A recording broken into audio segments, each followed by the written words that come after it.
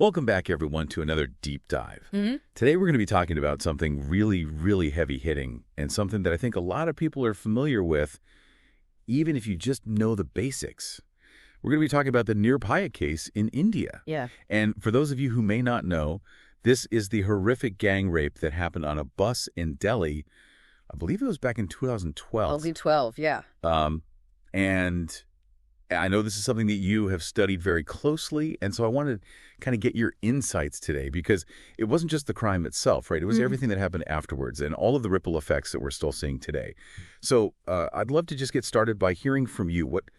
What exactly happened on that bus? What were some of the details of this case that really shocks the nation? Right. Well, as you mentioned, this was 2012, so, it's been a while. But I think for a lot of people, it feels like yesterday, and especially I think for a lot of women in India, it's something that is, very much front of mind and, part of their daily lived experience when they think about navigating public spaces in India.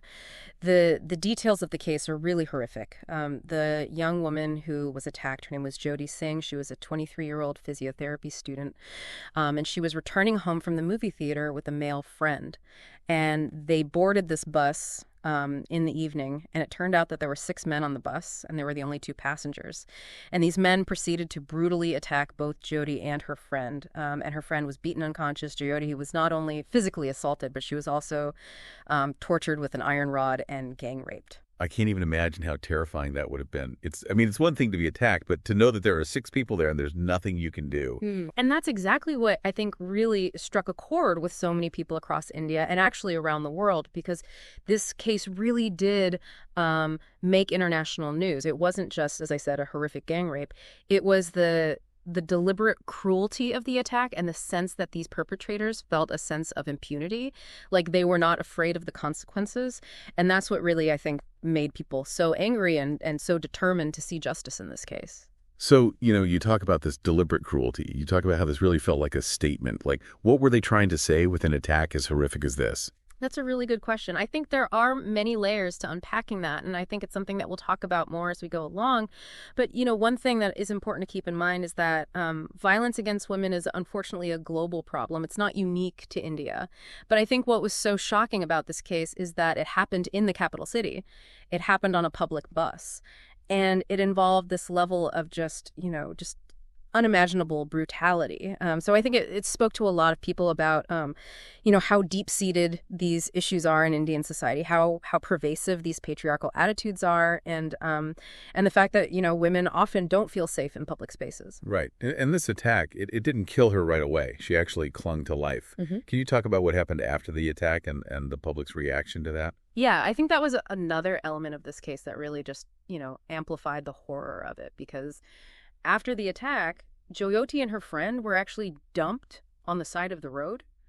And it was, thanks to some passersby that they were even found and taken to the hospital. And Jyoti, she fought for her life for 13 days. She was transferred to a hospital in Singapore for further treatment.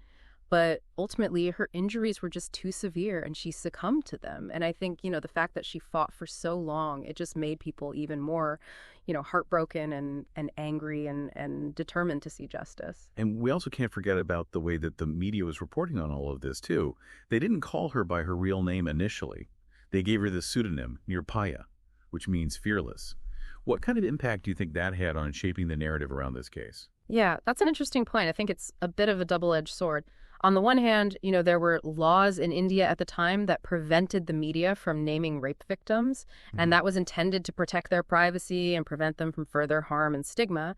But on the other hand, giving her this name, Nirbhaya, it did, as you said, kind of galvanize this narrative of courage and resilience. And it really made her a symbol of this broader movement against sexual violence. So I think it helped to kind of bring people together and create this sense of collective outrage. And outrage it did create, too. The entire nation took to the streets. Yeah. The protests were massive. They were unprecedented. They were happening across the country in big cities, small towns, villages. It was really remarkable to see. And it wasn't just women protesting either. It was men, students, professionals, people from all walks of life, all united in their demand for justice and for change. I'm curious about what those demands look like. It wasn't just about, punishing the perpetrators in this particular case, right? What were some of the broader things that protesters were calling for?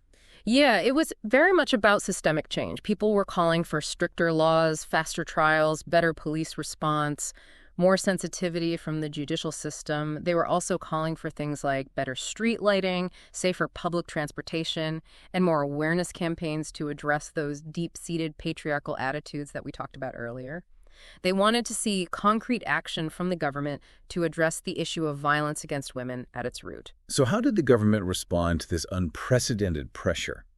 Did they actually take any concrete steps to address these demands? Yeah, well, there's definitely a sense of urgency from the government. They knew they couldn't ignore these protests. So in 2013, they passed the Criminal Law Amendment Act, which was directly in response to the Nirbhaya case.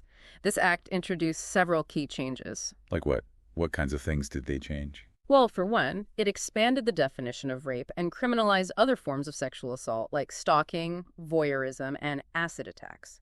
It also introduced stricter punishments for these crimes, including the death penalty for certain cases of rape. And it set up fast-track courts to deal specifically with sexual assault cases with the aim of speeding up the justice process. Okay, so on paper, it sounds like they really did take some significant steps to address the protesters' demands.